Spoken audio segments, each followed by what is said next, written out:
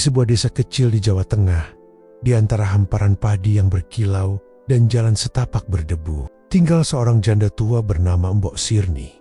Rumahnya sederhana, bilik kecil dari anyaman bambu, atap ilalang, dan sebuah kebun mungil di belakang rumah tempat ia menanam sayur dan beberapa tanaman obat. Wajah Mbok Sirni sudah banyak garisnya karena matahari dan kerja keras, tetapi tiap kali ia tersenyum, anak-anak tetangga berkata bahwa matanya tetap cerah seperti pagi hari. Mbok Sirni hidup sendiri. Suaminya sudah lama pergi meninggalkan dunia, dan anaknya yang seorang lelaki merantau pada kota yang jauh tak pernah pulang. Hari-hari Mbok Sirni lewat dengan menanam, menumbuk padi, dan menenun tikar. Malam-malamnya ia menyulam harap, berharap suara tawa kecil mengisi rumahnya, berharap ada tangan mungil yang mau memegang ujung kain ketika ia menenun. Karena rindu itu, Mbok Sirni sering duduk di teras menatap bulan, berbicara pada angin seakan angin bisa membawa jawaban.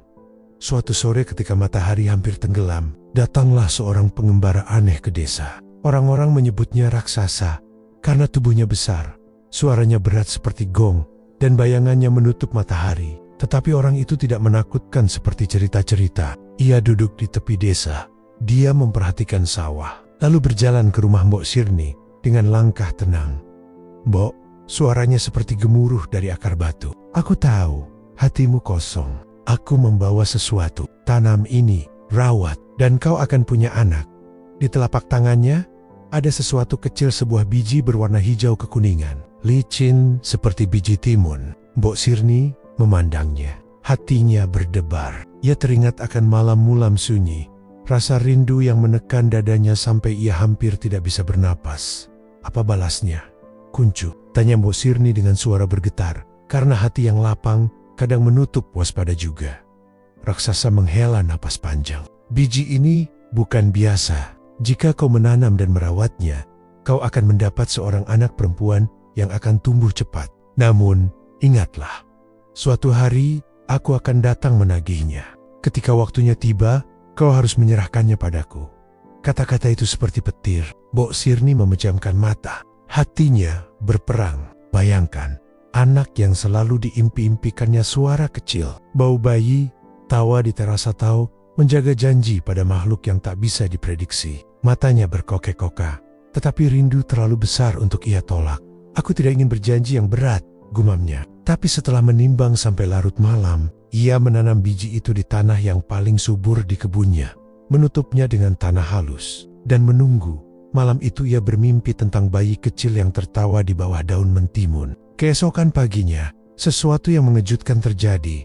Dari tanah muncul batang hijau, cepat sekali memanjat pagar, dan tumbuh menjadi mentimun besar berwarna cerah, lebih besar daripada yang biasa dilihat orang. Penduduk desa berkumpul, dan ketika Mbok Sirni membuka kulit mentimun itu dengan hati-hati, di dalamnya terdengar suara kecil yang lembut. Tangisan seorang bayi. Ia menemukan seorang bayi perempuan yang sehat. Kulitnya seperti kuning, lembut seolah mentimunnya memang berkilau emas, dan rambut halusnya hitam seperti malam. Mbok Sirni menangis. Ia menyebut bayi itu Timun Mas karena ia tumbuh dari mentimun, dan karena baginya anak itu adalah emas yang tak ternilai. Waktu berlalu. Timun Mas tumbuh dengan luar biasa cepat. Dalam beberapa tahun, ia sudah berlari di jalan setapak, membantu Mbok Sirni mengambil air, dan menolong tetangga menanam benih. Ia lincah, cepat belajar, dan keberaniannya sering membuat orang terkejut. Ketika kambing tetangga terseret rawa, Timun Mas tidak ragu melompat membantu. Ketika anak-anak lain takut pada anjing galak, Timun Mas berani berdiri di depan, menenangkannya dengan suara lembut. Desa itu segera jatuh cinta pada Timun Mas.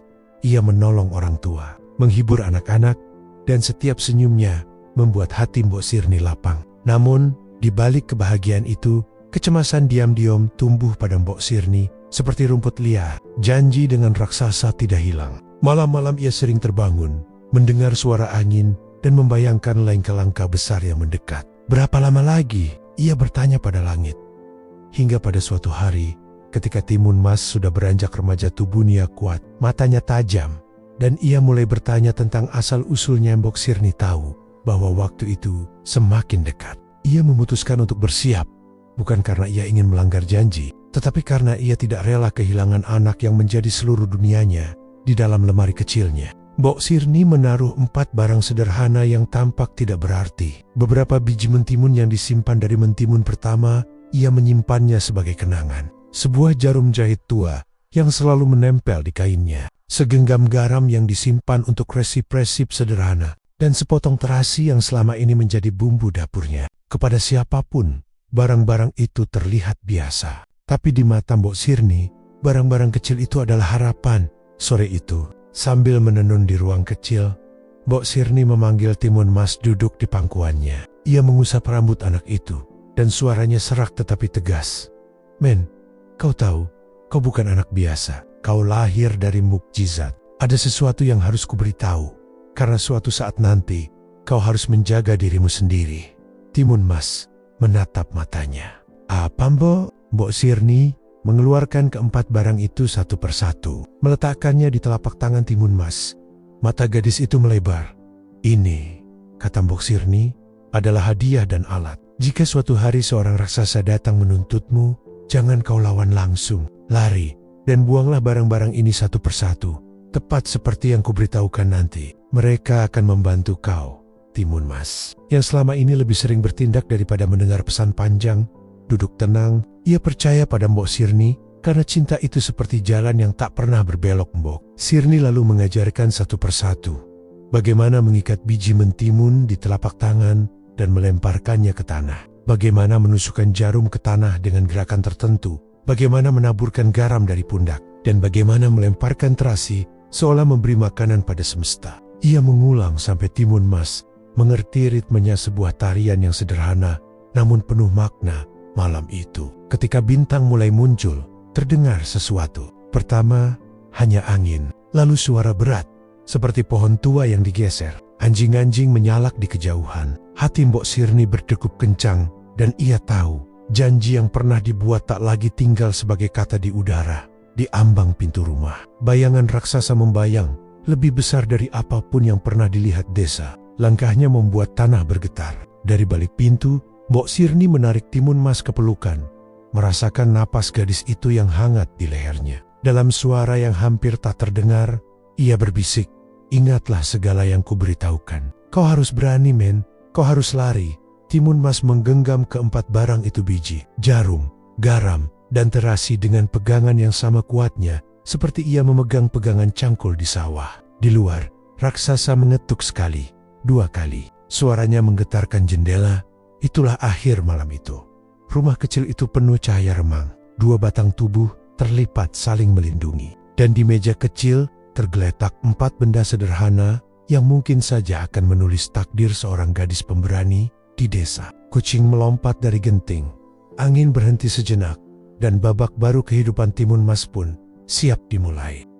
Ketukan keras di pintu malam itu seperti guntur yang pecah tepat di atas kepala. Mbok Sirni memeluk Timun Mas erat-erat, tubuhnya bergetar. Dari luar terdengar suara menggelegar, berat, dan dingin.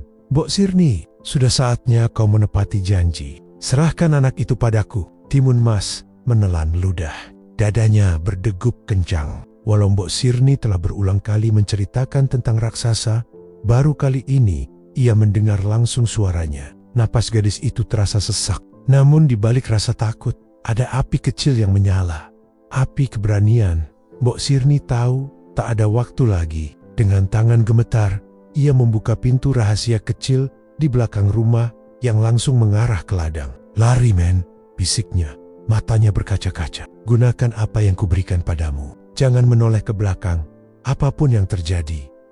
Timun Mas menatap wajah ibunya untuk terakhir kali malam itu. Mbok, aku akan kembali. Aku janji. Ia berlari menembus malam. Kakinya menapak tanah yang masih basah oleh embun. Suara serangga malam seperti genderang perang yang memekakkan telinga. Bayangan tubuh besar raksasa terlihat di kejauhan, bergerak cepat dengan langkah yang membuat bumi bergetar. Timun Mas, kau tak bisa lari dariku, teriak sang raksasa. Suaranya membelah kesunyian. Timun Mas semakin mempercepat langkahnya. Rambutnya berkibar, napasnya tersengal, tapi hatinya kuat. Begitu jarak semakin dekat, ia mengingat pesan Mbok Sirni. Tangannya merogoh saku kain, mengambil biji mentimun yang ia bawa sejak tadi. Dengan satu gerakan cepat, ia menaburkannya ke tanah. Ajaib, dalam sekejap, tanah gersang berubah menjadi kebun mentimun yang luas. Pohon-pohon merambat ke segala arah, daun-daun rimbun menutupi jalan, dan buah mentimun bergelantungan, berkilau di terpa cahaya bulan. Raksasa yang hendak melangkah terhenti. Tubuhnya terjerat sulur-sulur mentimun yang melilit seperti tali. Ia meronta, mengaum keras, menghempaskan tubuhnya ke kiri dan kanan. Pohon-pohon tumbang, buah mentimun pecah berhamburan. Timun Mas menoleh sebentar. Itu pasti cukup menahannya. Ia berlari lagi, menembus ladang menuju hutan. Namun, suara gemuruh kembali terdengar. Raksasa itu terlalu kuat. Sulur-sulur putus pohon-pohon tercabut dari akarnya. Dan dengan sekali lompatan besar, raksasa berhasil melewati kebun itu. "Berani kau menghalangiku dengan trik murahan," teriaknya. Matanya menyala merah. Timun Mas ketakutan, tapi ia tidak menyerah. Tangannya merogoh kantong lagi. Kali ini mengeluarkan jarum kecil yang tampak rapuh. Ia berlari hingga menemukan tanah lapang, lalu menancapkan jarum itu ke tanah dengan sekuat tenaga. Ajaib, jarum itu berubah menjadi hutan bambu raksasa. Batang-batangnya menjulang tinggi, rapat, dan tajam seperti tombak. Angin malam membuat daun-daunnya berdesis. Seakan hutan itu hidup dan menjaga Timun Mas. Raksasa kembali terjebak. Tubuhnya yang besar sulit bergerak di antara batang bambu yang rapat. Setiap kali ia melangkah, kulitnya tergores bambu yang runcing. Suaranya meraung penuh amarah. Timun Mas memanfaatkan kesempatan itu untuk terus berlari. Ia berlari menuruni bukit, melewati sungai kecil, dan menembus padang rumput. Napasnya turenggengga, kakinya hampir tidak kuat lagi, tapi suara raksasa tetap terdengar mengejarnya.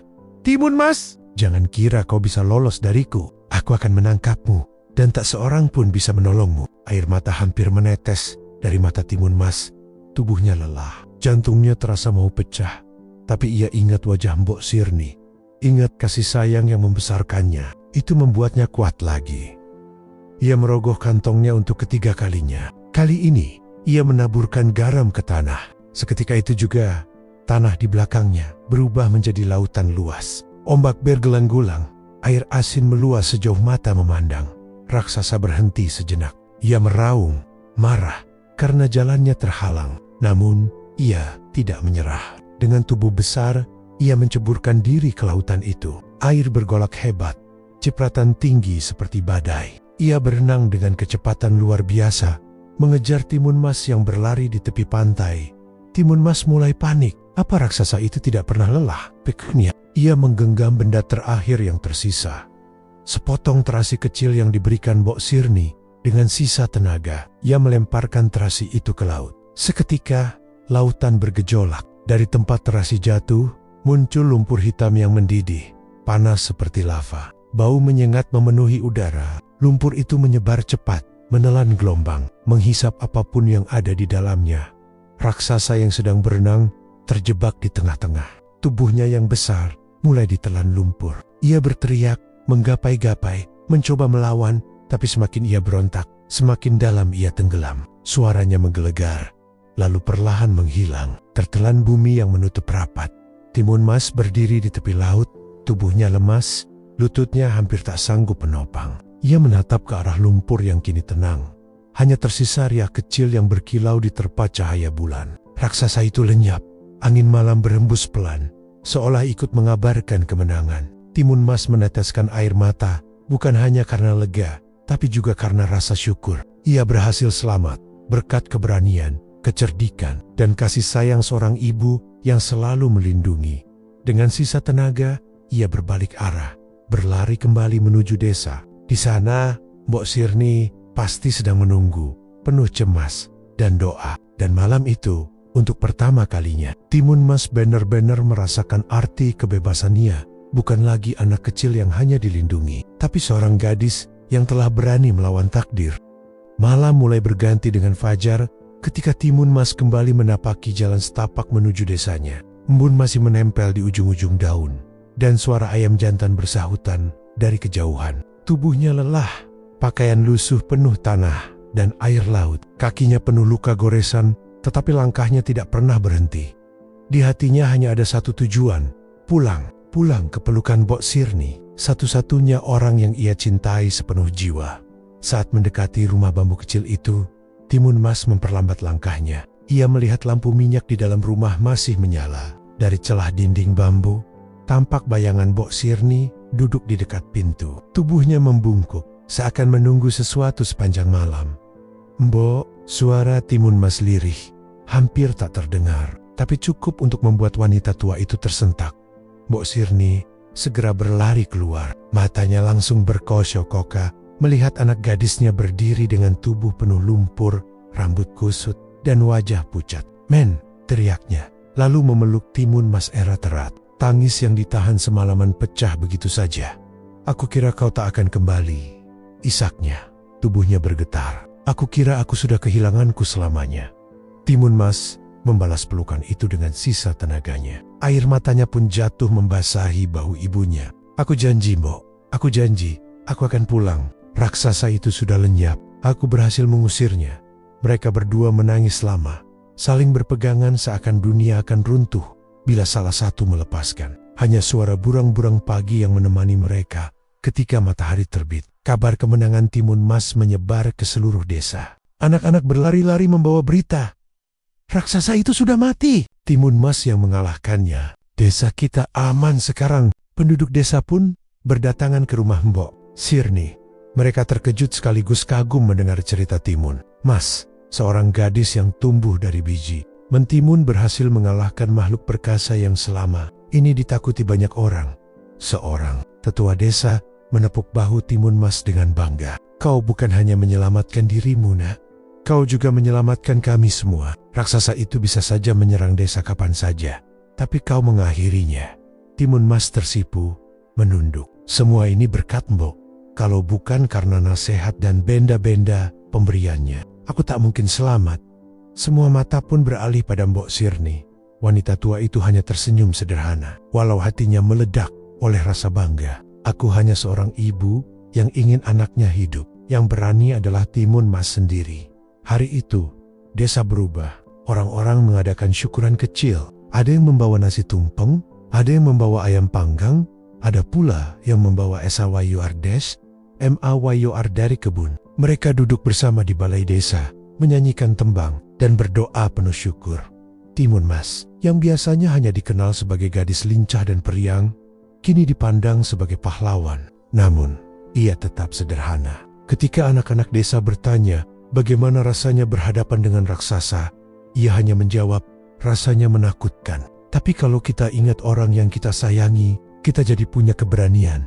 Malam harinya, ketika semua orang sudah pulang, Timun Mas duduk di teras rumah bersama Mbok Sirni.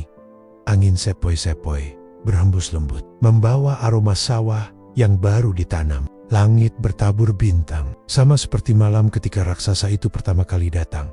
"Mbok," kata Timun Mas, "apakah aku benar-benar berasal dari mentimun emas itu?" Mbok Sirni terdiam sejenak, lalu mengangguk. "Ya men, kau anugerah yang datang dari tanah dan doa. Aku dulu kesepian, terlalu ingin punya anak, sampai aku membuat janji dengan makhluk itu. Tapi aku tak pernah menyesal, karena kehadiranmu adalah kebahagiaan terbesarku." Timun Mas memegang tangan ibunya yang kasar, "Karena kerja keras. Kalau begitu, biarkan aku yang menjaga Mbok mulai sekarang." "Aku tidak mau, Mbok, hidup sendirian lagi, cemas sendirian lagi." Mbok Sirni tersenyum, air matanya mengalir lagi. "Kau memang sudah tumbuh jadi anak yang kuat. Aku bangga padamu, men." Malam itu mereka berdua duduk lama, berbicara tentang masa depan, tentang sawah yang akan ditanami bersama, tentang rumah yang akan diperbaiki, tentang desa yang kini aman tanpa bayangan raksasa. Timun Mas tahu, hidupnya tidak akan pernah sama lagi. Ia bukan hanya seorang anak dari mentimun emas Sia, kini adalah gadis pemberani yang mengubah nasib. Namun, bagi dirinya sendiri, yang paling penting hanyalah satu. Ia bisa tetap berada di sisi Mbok Sirni, membalas kasih sayang yang telah menjaganya sejak lahir. Dan sejak saat itu, kisah Timun Mas terus diceritakan dari mulut ke mulut, dari generasi ke generasi, bukan hanya sebagai dongeng, melainkan sebagai pengingat bahwa keberanian, kecerdikan, dan cinta seorang ibu bisa mengalahkan ketakutan sebesar apapun. Hari-hari setelah lenyapnya raksasa membawa perubahan besar bagi desa. Udara terasa lebih lapang, malam-malam lebih tenang, dan anak-anak bisa bermain di sawah tanpa rasa takut. Orang-orang tidak lagi cemas mendengar suara berat dari hutan, karena mereka tahu ancaman itu sudah berakhir. Namun, perubahan terbesar justru terjadi dalam kehidupan Timun Mas sendiri. Setelah melewati ketakutan, pelarian, dan keberanian yang hampir merenggut nyawanya, ia tidak lagi hanya dianggap sebagai anak ajaib dari Mentimun Emas. Kini ia dipandang sebagai gadis pemberani yang menyelamatkan desanya. Menjadi panutan di desa suatu pagi, ketika matahari baru saja naik dan kabut masih menyelimuti sawah. Anak-anak desa berkumpul di dekat rumah Mbok Sirni. Mereka menunggu Timun Mas keluar, lalu berlari menghampirinya dengan penuh semangat. "Kak Timun, ceritakan lagi bagaimana kau melempar biji mentimun, lalu tumbuh jadi kebun besar, dan bagaimana laut bisa muncul dari segenggam garam. Apa benar raksasa itu tenggelam di lumpur terasi?" Mereka berebut ingin mendengar kisah itu lagi. Walau sudah berkali-kali Timun Mas menceritakannya. Dengan sabar, Timun Mas menjawab. Tapi kali ini ia menambahkan pesan. Raksasa bisa lenyap bukan hanya karena benda-benda itu. Yang paling penting adalah berani. Jangan cepat menyerah dan selalu ingat orang-orang yang kita sayangi. Itu yang membuatku kuat. Anak-anak mendengarkan dengan mata berbinar. Dari situlah mereka mulai meniru keberanian Timun Mas. Kalau dulu anak-anak takut berjalan jauh ke ladang, kini mereka lebih percaya diri. Kalau dulu mereka mudah bertengkar, kini mereka belajar bekerja sama. Timun Mas menjadi teladan tanpa ia sadari. Kasih sayang untuk Mbok Sirni walau dipuji banyak orang. Timun Mas tetaplah gadis sederhana. Setiap pagi ia membantu Mbok Sirni menumbuk padi, menyapu halaman, dan menimba air. Ia tidak ingin ibunya terlalu lelah. Suatu sore, ketika mereka duduk di beranda menenun tikar, Timun Mas berkata, "Mbok, dulu Mbok yang selalu melindungiku. Sekarang biarkan aku yang menjaga Mbok." Mbok Sirni tersenyum, matanya berkaca-kaca. "Men, aku tidak butuh apa-apa selain melihatmu bahagia. Tapi kalau kau memang ingin menjagaku, itu sudah cukup membuatku hidup lebih lama." Sejak itu, Timun Mas selalu memastikan ibunya tidak kekurangan apapun. Ia mengurus kebun, membawa hasil panen ke pasar, bahkan membantu tetangga yang kesulitan. Semakin hari, semakin banyak orang yang menghormati mereka berdua. Desa yang lebih kuat kehadiran Timun Mas membawa semangat baru. Para pemuda desa mulai bekerja lebih giat, membangun pematang sawah lebih kokoh, dan memperbaiki jalan-jalan setapak. Mereka percaya, selama ada keberanian, tidak ada ancaman yang terlalu besar. Tetua desa bahkan berkata, "Kita semua belajar dari Timun Mas. Raksasa tidak bisa lagi menakut-nakuti kita. Mulai sekarang, kita harus menjaga desa ini bersama-sama, bukan hanya bergantung pada satu orang." Dan benar saja, desa itu makin makmur. Panen melimpah, perdagangan lancar, dan suasana hidup lebih damai. Timun Mas sering ikut membantu tetua desa memberi saran. Walaupun ia masih muda, suaranya didengar karena orang tahu ia berbicara dengan hati yang tulus. Timun Mas yang 2 tahun berlalu. Timun Mas tumbuh semakin cantik, dengan mata yang tajam seperti bintang pagi dan senyum yang menenangkan siapapun yang melihat. Namun, yang lebih memikat dari dirinya adalah keberaniannya dan hatinya yang baik. Orang-orang dari desa lain mendengar kisahnya. Bahkan ada yang datang Jojo hanya untuk bertemu gadis yang mengalahkan raksasa. Beberapa pemuda terpikat dan mencoba melamarnya. Tetapi Timun Mas selalu berkata, "Aku masih ingin merawat Mbok Sirni. Dialah yang paling penting." Bagiku saat ini, jawaban itu membuat orang-orang semakin menghormatinya. Ia bukan hanya gadis pemberani, tapi juga anak yang berbakti.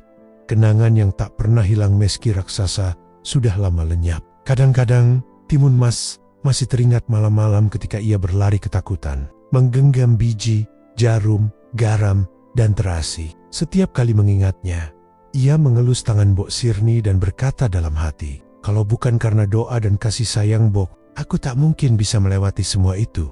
Mbok Sirni pun sering termenung, menatap Timun Mas yang kini tumbuh menjadi gadis kuat. Ia merasa hidupnya sudah lengkap. Tidak ada lagi yang ia sesali. Meski dulu ia sempat membuat janji dengan raksasa. Karena dari janji itulah lahir anugerah terbesar dalam hidupnya. Hari-hari terus bergulir. Timun Mas dan Mbok Sirni menjalani hidup dengan damai di desa yang semakin makmur. Nama Timun Mas tidak hanya dikenang oleh orang-orang yang hidup sezaman dengannya, tapi juga oleh generasi berikutnya. Dan dari situlah dongeng tentang Timun Mas terus diceritakan. Dari mulut ke mulut, dari orang tua kepada anak, hingga sampai kepada kita hari ini. sebagai kisah tentang keberanian seorang gadis, kasih sayang seorang ibu, dan keyakinan bahwa kebaikan selalu menemukan jalannya. Waktu berjalan cepat. Timun Mas kini beranjak dewasa. Tubuhnya tegap, wajahnya semakin anggun, dan sorot matanya menunjukkan kebijaksanaan yang jarang dimiliki anak muda seusianya. Bagi para tetua desa, Timun Mas bukan hanya seorang gadis yang pernah menyelamatkan mereka dari raksasa, tetapi juga simbol harapan dan kekuatan. Namun, semakin besar penghormatan orang-orang kepadanya, semakin besar pula tanggung jawab yang mulai diletakkan di pundaknya. Suara dari Disa suatu sore, ketika matahari condong ke barat dan langit berwarna jingga keemasan. Para tetua desa berkumpul di balai desa. Mereka duduk melingkar, membicarakan masa depan desa. Timun Mas ikut hadir, duduk di samping Mbok Sirni. Salah seorang tetua berkata, "Desa kita memang aman sejak raksasa lenyap, tapi kita tidak boleh terlena. Alam punya caranya sendiri untuk menguji kita. Kita butuh seseorang yang bisa menjadi panutan, seseorang yang bisa menuntun desa ini." Semua mata pun tertuju pada Timun Mas. Gadis itu terkejut lalu menanduk. "Mengapa? Aku hanya gadis biasa, sama seperti orang lain." Tetua lain menggeleng. "Tidak, men. Kau bukan gadis biasa. Kau sudah menunjukkan keberanian yang tidak dimiliki orang lain. Kau bisa membuat kami percaya diri, bahkan ketika ketakutan menyelimuti." Timun Mas terdiam. Ia menatap Mbok Sirni yang tersenyum lembut, seakan ingin berkata, "Percayalah pada dirimu sendiri." Ujian dari alam beberapa bulan setelah pertemuan itu, desa benar-benar diuji. Musim kemarau tiba lebih panjang dari biasanya. Hujan tidak turun, sungai menyusut, dan sawah-sawah mulai retak. Padi yang biasanya tumbuh subur tampak kering, daunnya menguning sebelum waktunya. Penduduk resah. "Kalau begini terus, kita bisa kelaparan," kata seorang ibu di pasar. Anak-anak butuh makan, orang-orang pun kembali berharap pada Timun Mas. Mereka yakin jika ada yang bisa menemukan jalan keluar, maka itu adalah gadis pemberani itu. Timun Mas merasa beban di dadanya semakin berat, tetapi ia tidak ingin mengecewakan siapapun. Malam itu, ia duduk bersama Mbok Sirni di beranda. "Mbok, dulu aku melawan raksasa dengan benda-benda sederhana. Sekarang musuh kita bukan raksasa, melainkan kemarau. Apa yang harus kulakukan?" Mbok Sirni mengusap rambut anaknya, senyumnya menenangkan. "Anakku, dulu kau bisa menang karena tidak menyerah. Ingatlah, kekuatan bukan hanya dari benda-benda ajaib, tapi juga dari hati yang percaya. Carilah jalan, dan alam akan membantumu." Perjalanan mencari air keesokan harinya. Timun Mas mengajak beberapa pemuda desa untuk berjalan ke hutan, mencari sumber air. Mereka berjalan jauh, menembus pepohonan yang lebat, melewati tebing curam, bahkan menyeberangi sungai kecil yang hampir kering. Hari pertama tidak membuahkan hasil. Hari kedua pun sama, tetapi Timun Mas tidak menyerah. Ia percaya kata-kata ibunya bahwa alam selalu punya jalan bagi mereka yang bersungguh-sungguh. Pada hari ketiga, ketika matahari hampir tenggelam, Timun Mas melihat sekawanan burung kecil beterbangan menuju sebuah lembah. Ia mengikuti arah mereka, dan di balik bebatuan besar, ia mendengar suara gemericik. Dengan hati berdebar, ia mendekat. Ternyata di sana ada mata air jernih yang memancar dari celah batu. Air itu dingin, segar, dan mengalir cukup deras untuk mengairi sawah. "Ini dia," seru Timun Mas dengan wajah berseri-seri. Para pemuda yang bersamanya pun bersorak gembira. Air kehidupan untuk desa keesokan harinya. Seluruh desa bergotong royong membuat saluran bambu dari mata air itu menuju sawah. Mereka bekerja siang dan malam, dipimpin oleh Timun Mas. Keringat bercucuran, tangan penuh lecet, tetapi semangat mereka membara. Dan akhirnya, air mengalir deras ke sawah. Padi-padi yang hampir mati, kembali segar, daun-daunnya menghijau lagi. Ternak-ternak bisa minum, dan anak-anak bisa mandi dengan riang. Penduduk desa bersorak kegirangan. Mereka, semua ini berkat ketekunan dan keberanian Timun Mas yang tidak menyerah, meski keadaan sulit. Panen penuh syukur beberapa bulan kemudian, sawah kembali menghasilkan panen melimpah. Desa dipenuhi bau wangi padi baru, suara tawa anak-anak, dan nyanyian syukur orang-orang yang bekerja di lumbung pada malam syukuran. Tetua desa berkata, "Timun Mas bukan hanya menyelamatkan kita dari raksasa, tetapi juga dari kelaparan. Kau sudah menunjukkan bahwa keberanian bukan hanya melawan musuh, tetapi juga menghadapi kesulitan hidup." Timun Mas hanya tersenyum, matanya berkaca-kaca. Ia menatap Mbok Sirni yang duduk bangga di sampingnya. Inilah kebahagiaan sejati, pikirnya. Bukan karena dipuji, tapi karena bisa membuat orang-orang yang kita cintai hidup dengan damai. Sejak itu, nama Timun Mas semakin harum. Ia bukan hanya dikenang sebagai gadis pemberani, tapi juga sebagai pemimpin muda yang membawa harapan baru bagi desanya. Dan di balik semua itu, ia tetaplah seorang anak yang selalu berbakti pada ibunya, Mbok Sirni, yang kasih sayangnya menjadi sumber kekuatan terbesar dalam hidupnya. Waktu berlalu, dan kisah tentang Timun Mas tidak hanya tinggal di desanya saja. Cerita tentang seorang gadis yang lahir dari mentimun emas, mengalahkan raksasa dengan kecerdikan, lalu menyelamatkan desanya dari kemarau panjang, menyebar dari mulut ke mulut. Orang-orang yang singgah di pasar menceritakannya kepada pedagang lain. Para pengembara membawa kisah itu ke desa-desa tetangga, hingga akhirnya nama Timun Mas terdengar di daerah jauh. Bagi sebagian orang, ia dianggap pahlawan. Bagi yang lain, ia dipandang seperti gadis ajaib yang mendapat perlindungan gaib. Namun, bagi Timun Mas sendiri, ia hanyalah seorang gadis desa yang ingin menjaga ibunya dan hidup sederhana. Tamu dari desa sebelah suatu pagi, ketika embun masih menempel di rumput dan ayam jantan baru saja berkokok, datanglah sekelompok orang dari desa sebelah. Mereka membawa hasil bumi sebagai hadiah dan menemui tetua desa.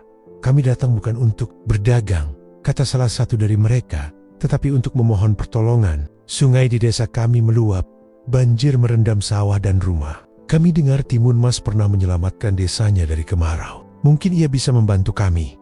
Orang-orang desa terkejut mendengar kabar itu. Mereka menoleh kepada Timun Mas, yang saat itu berdiri di samping Mbok Sirni. Timun Mas terdiam. Ia tak pernah membayangkan orang dari desa lain datang kepadanya meminta pertolongan. Namun dalam hatinya, ia tahu keberanian bukan hanya untuk dirinya sendiri, tapi juga untuk sesama. Perjalanan ke desa sebelah dengan restu Mbok Sirni, Timun Mas berangkat bersama beberapa pemuda menuju desa tetangga. Jalan yang mereka lalui licin, banyak genangan air, dan pepohonan tumbang akibat banjir. Sesampainya di sana, Timun Mas melihat sendiri betapa parah keadaan desa itu. Sawah berubah menjadi lautan kecil, rumah-rumah terendam setengah, dan orang-orang berlindung di tempat yang lebih tinggi. Wajah mereka muram, penuh cemas. Seorang ibu mendekat sambil menggendong anaknya. "Tolong kami, Nak. Kami tidak tahu harus bagaimana lagi." Timun Mas merasa dadanya sesak melihat penderitaan itu. Ia berjanji dalam hati akan melakukan sesuatu. Kecerdikan Timun Mas lalu mengajak pemuda-pemuda desa itu naik ke sebuah bukit untuk melihat dari atas. Dari sana, ia memperhatikan arah air yang menggenang. Setelah lama mengamati, ia berkata, "Banjir ini karena sungai yang mengalir dari hulu terhalang oleh longsoran tanah dan batu. Air tertahan lalu meluap ke desa. Kita harus membuka jalannya kembali agar air mengalir ke arah yang benar." Orang-orang mendengarkan dengan penuh perhatian. Meski masih muda, ucapan Timun Mas terdengar meyakinkan. Mereka pun bekerja keras bersama. Ada yang menggali, ada yang memindahkan batu, ada pula yang menebang pohon tumbang untuk membuat jalur air baru. Timun Mas ikut bekerja, tangannya kotor, kakinya basah. Namun ia tidak peduli.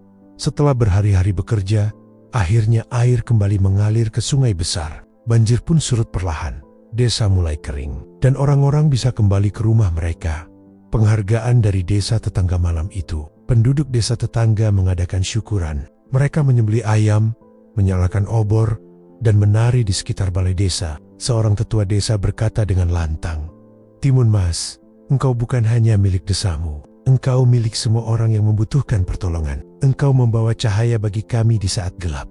Orang-orang bersorak, menyebut namanya berulang-ulang. Timun Mas tersipu malu lalu menandok. Dalam hati, ia berkata, "Aku hanya melakukan apa yang seharusnya dilakukan.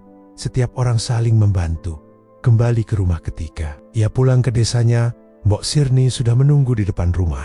Wajahnya cemas, namun begitu melihat Timun Mas kembali dengan selamat, ia langsung memeluk anak gadisnya Aretoret. "Men, aku bangga padamu," kata Mbok Sirni dengan suara bergetar. "Tapi jangan lupa, sejauh apapun kau pergi, rumahmu selalu di sini. Aku selalu menunggumu." Timun Mas tersenyum. Air matanya jatuh di bahu ibunya. "Aku tahu, Mbok. Aku pergi bukan untuk meninggalkanmu, tapi untuk membawa kebaikanmu kepada lebih banyak orang." Sejak saat itu, nama Timun Mas semakin dikenal luas. Orang-orang dari berbagai desa datang untuk meminta saran, bantuan, atau sekadar ingin melihat gadis yang namanya sudah jadi legenda.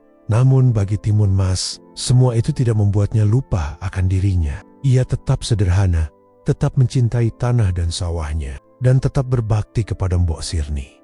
Hidupnya mungkin tidak lagi hanya miliknya sendiri, tetapi ia percaya keberanian, kecerdikan, dan kasih sayang akan selalu menjadi jalan untuk menghadapi apapun yang datang. Nama Timun Mas semakin harum. Dari desa ke desa, orang-orang bercerita tentang keberanian dan kecerdikannya. Namun, kabar itu akhirnya terdengar juga oleh orang-orang yang iri dan tamak. Tidak semua orang senang mendengar kisah tentang seorang gadis desa yang dipuji layaknya pahlawan di sebuah kerajaan kecil yang letaknya tidak jauh dari desa Timun Mas. Hiduplah seorang penguasa yang sombong dan haus kekuasaan. Sang raja itu merasa terhina ketika mendengar rakyatnya membicarakan Timun Mas. Dengan penuh kagum, bagaimana mungkin seorang gadis desa dipuji-puja melebihi seorang raja? Katanya dengan marah. Kalau benar dia sehebat itu, maka dia harus membuktikan diri di hadapanku. Kalau tidak, aku akan menunjukkan bahwa dia tidak lebih dari seorang gadis biasa. Raja itu pun mengirim utusan ke desa Timun Mas. Utusan dari kerajaan suatu pagi, ketika orang-orang baru saja selesai bekerja di sawah. Datanglah beberapa prajurit dengan pakaian megah. Mereka membawa bendera kerajaan dan berjalan dengan langkah angkuh. "Siapakah yang bernama Timun Mas?" teriak salah satu prajurit. Orang-orang desa menjadi gelisah. Mereka tahu kedatangan prajurit bukan kabar baik. Timun Mas pun maju dengan tenang. "Saya Timun Mas. Ada apa gerangan?" Sang prajurit menatapnya dari atas ke bawah, lalu berkata lantang, "Atas perintah raja kami, kau harus datang ke istana. Raja ingin menguji keberanianmu. Jika kau menolak, maka desamu akan dianggap menentang kerajaan." Penduduk desa gemetar. Mereka tahu ini berbahaya. Mbok Sirni bergegas menghampiri anaknya. Wajahnya penuh cemas. "Men, jangan pergi. Aku takut ini hanya akal-akalan." Timun Mas menggenggam tangan ibunya. "Mbok, aku tidak bisa menolak. Jika aku tidak datang, maka desa kita akan mendapat masalah. Jangan khawatir, aku akan baik-baik saja." Perjalanan ke istana dengan hati tegar, Timun Mas berangkat ke istana. Penduduk desa mengiringinya sampai ke batas desa, mendoakan keselamatan gadis itu. Istana sang raja tampak megah, dindingnya tinggi, pintunya dijaga prajurit bersenjata lengkap. Timun Mas dipandu masuk ke aula besar. Raja duduk di singgasana dengan jubah merah menyala dan mahkota berkilauan. Wajahnya angkuh, sorot matanya tajam.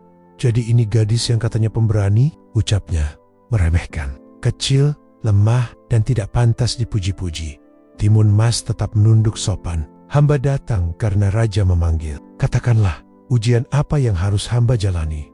Raja tersenyum sinis. "Baiklah, jika kau benar-benar hebat, kau harus melewati 3 ujian dariku. Jika gagal, kau akan kujadikan budak di istana ini." Orang-orang yang hadir terkejut. 3 ujian dari raja bukanlah hal sepele. Namun Timun Mas menjawab dengan tegas. "Hamba terima. Ujian pertama, menjinakkan kuda liar." Timun Mas dibawa ke alun-alun istana, di mana seekor kuda hitam besar sudah disiapkan. Kuda itu terkenal buas. Tak ada prajurit yang bisa menungganginya. Ia selalu meronta dan menendang siapapun yang mendekat. Raja tersenyum puas. "Kalau kau bisa menaklukkan kuda ini, kau lulus ujian pertama." Semua mata tertuju pada Timun Mas. Gadis itu mendekat dengan langkah perlahan, tidak menunjukkan rasa takut. Ia tahu, melawan dengan kekerasan tidak akan berhasil. Ia teringat kata-kata Mbok Sirni, "Alam bisa menjadi sahabatmu jika kau menghargainya." Timun Mas pun berbicara lembut sambil mengulurkan tangan. "Tenanglah, aku tidak akan menyakitimu. Aku tahu kau kuat, tapi kau juga butuh teman." Ajaibnya, kuda itu perlahan mereda. Nafasnya yang semula memburu menjadi tenang. Ia mendekat dan membiarkan Timun Mas menyentuh kepalanya. Beberapa saat kemudian, Timun Mas berhasil naik ke punggungnya, dan kuda itu berlari mengelilingi alun-alun tanpa meronta sedikit pun. Orang-orang bersorak. Ujian pertama berhasil. Ujian kedua, menemukan permata di hutan raja yang kesal belum menyerah. "Baiklah, kau lulus ujian pertama. Sekarang, pergilah ke hutan kerajaan. Di sana tersembunyi permata biru yang sangat berharga. Kau harus menemukannya sebelum matahari terbenam." Tanpa ragu, Timun Mas berangkat. Hutan itu lebat, penuh semak berduri dan binatang buas. Namun Timun Mas tidak gentar. Ia memperhatikan jejak-jejak kecil, mendengar suara alam, dan mengikuti instingnya. Setelah lama mencari, ia tiba di sebuah gua kecil. Di dalamnya, cahaya biru berkilau memantul dari sela batu. Dengan hati-hati, ia mengambil permata itu dan membawanya kembali ke istana tepat sebelum matahari tenggelam. Semua yang melihat terperangah. Ujian ketiga, menghadapi raksasa bayangan raja semakin murka. Ia tidak ingin kalah dari seorang gadis. Maka ia memerintahkan penyihir istana memanggil makhluk gaib. Seekor raksasa bayangan yang besar dan menyeramkan. Tubuhnya hitam legam, matanya merah menyala. Kalau kau benar-benar hebat, kata raja, kalahkan makhluk ini. Penduduk istana menjerit ketakutan. Namun Timun Mas berdiri tegak. Ia tahu, melawan raksasa bayangan bukan soal kekuatan, melainkan keberanian hati. Ia menatap mata raksasa itu tanpa gentar. Kau hanya bayangan. Kau hanya akan kuat jika aku takut. Tapi aku tidak takut. Ajaibnya, semakin ia berkata dengan yakin, raksasa itu mengecil. Bayangan hitamnya memudar, lalu lenyap tertiup angin. Semua orang terpana. Raksasa yang menakutkan itu hancur hanya karena keberanian seorang gadis. Kemenangan Timun Mas Raja terdiam. Wajahnya pucat. Ia tidak menyangka Timun Mas bisa lolos dari semua ujian. Orang-orang di istana bersorak memuji keberanian gadis itu. Dengan suara lantang, tetua kerajaan berkata, "Wahai raja, jelaslah bahwa gadis ini benar-benar berhati mulia dan penuh keberanian. Kau seharusnya belajar darinya, bukan merendahkannya." Raja tidak bisa berkata apa-apa. Harga dirinya runtuh. Ia hanya bisa duduk terdiam di singgasana. Sementara Timun Mas kembali pulang dengan penuh kehormatan. Pulang dengan bahagia ketika Timun Mas tiba di desanya. Seluruh penduduk menyambut dengan sorak gembira. Mbok Sirni berlari memeluk anaknya dengan tangis haru. "Men, kau sudah melalui semuanya. Kau membuatku bangga," kata Mbok Sirni. Timun Mas tersenyum hangat. "Mbok, aku bisa kuat hanya karena doa dan kasih sayangmu. Semua yang kulakukan untukmu dan untuk desa kita." Orang-orang desa pun merayakan kemenangan itu dengan pesta sederhana, penuh tawa, doa, dan rasa syukur. Dan sejak hari itu, kisah Timun Mas bukan hanya tentang seorang gadis desa yang melawan raksasa, tetapi juga tentang pemimpin muda yang berani, cerdik, dan berhati murni, simbol bahwa siapapun dari manapun bisa menjadi pahlawan jika memiliki hati yang tulus.